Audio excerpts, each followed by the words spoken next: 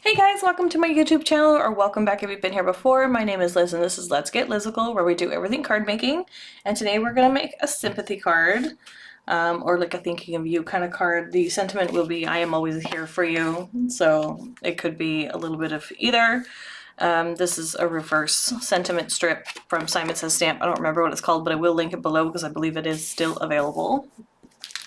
I have my Simon's wood plank background stamp because I'm going to be doing some baseboards for my wall, which you'll see here is I'm going to create a little art gallery wall with the burgundy, because I feel like burgundy's a good color for art gallery walls from the photos and other images that I've seen. So we'll cut this down to size.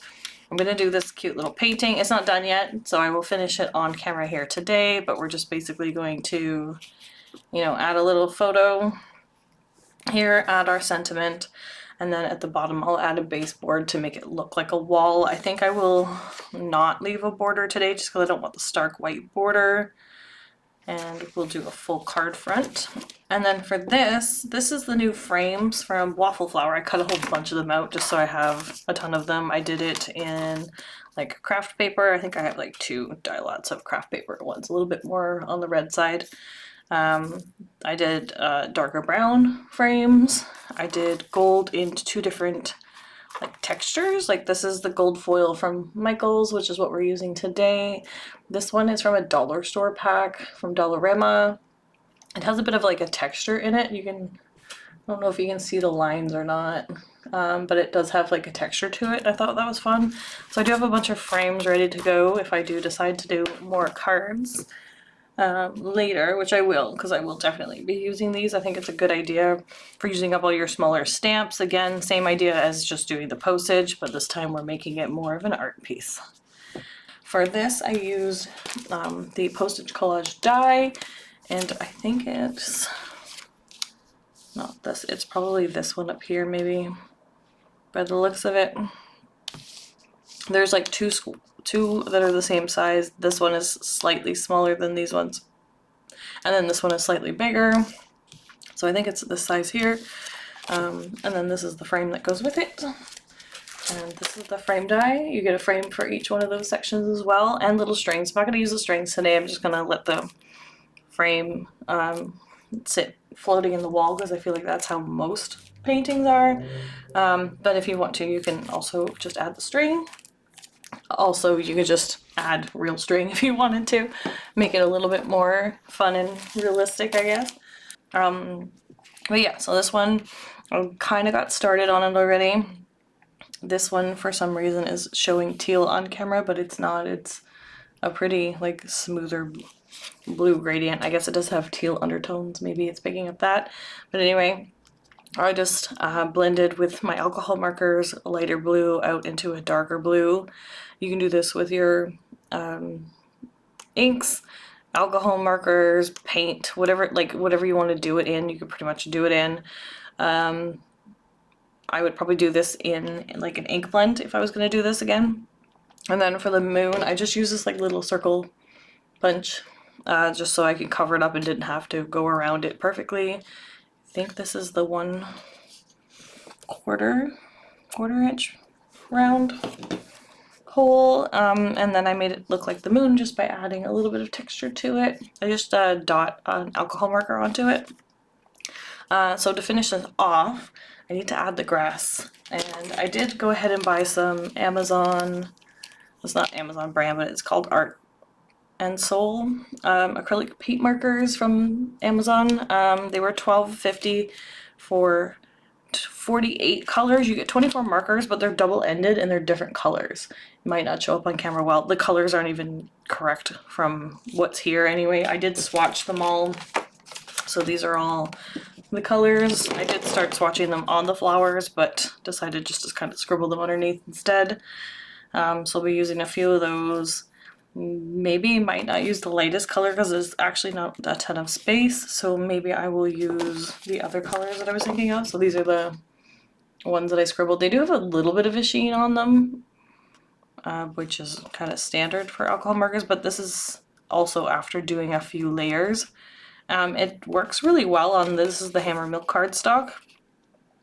Not too many layers have to do because this was a bit more on the glossy side. Some of these have 2 or 3 layers on them because you can see that it like gets a little splotchy. So if you're doing it on cardstock, it's a little bit easier. You do want to be careful though. I did do a test. If you add too much, obviously it's gonna like pick up the paper and make it start pilling and stuff. So you don't want to go over it too much. These ones I just kind of like scribbled quickly back and forth. It works fine and you can layer it up that way. Just don't scribble in the same area too often because you will wear down the paper. So I will use these to add some grass and the fireflies into the painting and let that dry while I do the rest of the stuff. So I'll move over to voiceover for now and you can watch me finish the painting off and then we can assemble the card. Hey guys, voiceover Liz here. So we're just going to continue the painting. I kind of explained how I did the background. Again, there's many different ways you can do this. But for the grassy area, what I'm doing is I'm using little flicking motions with my hand from bottom up. Just to create that grass. You want to make sure you also like leave some spacing in between. You don't want to make them too close together or just gonna look like one big color blob.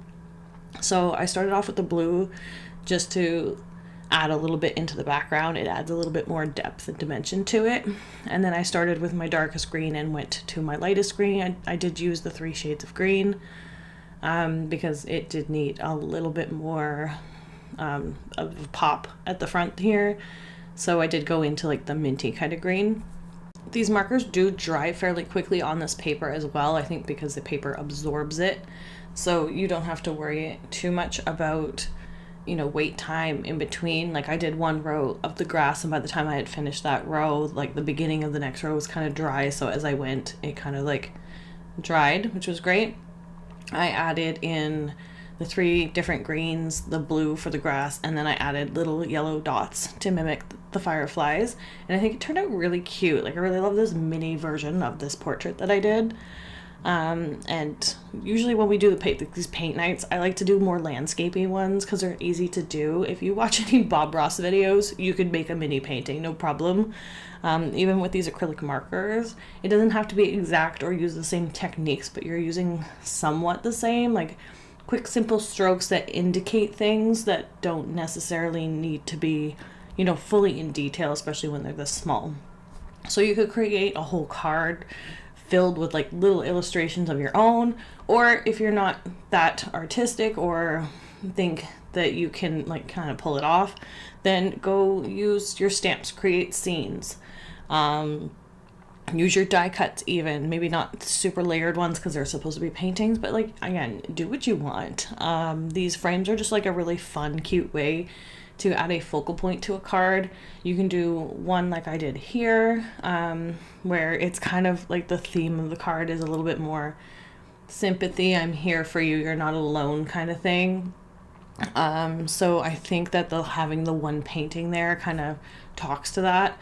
But if you wanted to do one where, you know, you're doing someone's birthday and they were really into like Van Gogh or something, you could create a bunch of his paintings, just like recreate them really quickly. And with his style of painting too, it's very like choppy and thick chunks of color and just like scribbly lines and kind of stuff, you know. So again, like that's this style of painting, kind of like what I did around the moon there, like that's how you would do like a Starry Night kind of painting. So you can kind of mimic, you know, someone's favorite artist or painter, or just make some like fun little scenes in the card, in the frames. And yeah, so like again, options are limitless with these postage collage. And then now with the frames, I think it just adds that little extra. You can put people's pictures in these if you wanted to, and just create like a collage of family portraits on a card and give it to your mom for Mother's Day, which would be a great idea. Maybe next year, Mom. I have another card in mind for this weekend. So yeah, I popped the frame up and the sentiment up on some like 1mm foam tape just to give it a little bit of dimension and make it look like it's like a portrait on the wall kind of thing. And I'm going to add a few gems just because I felt like I needed a little something extra, which you'll see here in a second. And I know normally today would be like a launch day because this is the second Friday of the month, but I decided to move that to next week because I feel like I'm going to add something to it. But it's going to be like a fun rainbowy themed cut file and potentially pattern paper pack. So I need to get designing that this week, and we'll do a new launch for you guys next week, which I'm excited about because I did this cut file for this card a couple years ago as a as a suggestion from a friend, and then I made one for her to make the card with, and she loved it, so I'm gonna do it for my Etsy shop now. And yeah, so that'll be out next Friday, and I think that's it for now. I will try to get out more videos soon, just to, you know, make up for some lost ones. But for now, I'll see you guys next week. So if you like this video, please give it a thumbs up, leave your comments down below, and let me know your thoughts. If you're not already subscribed to my channel, please subscribe because I'd love to have you here, and ensure to follow me over on Instagram and or Facebook for additional content. I hope you guys all have a great weekend. Happy Mother's Day to all the mothers out there, and until next time, thanks guys, bye.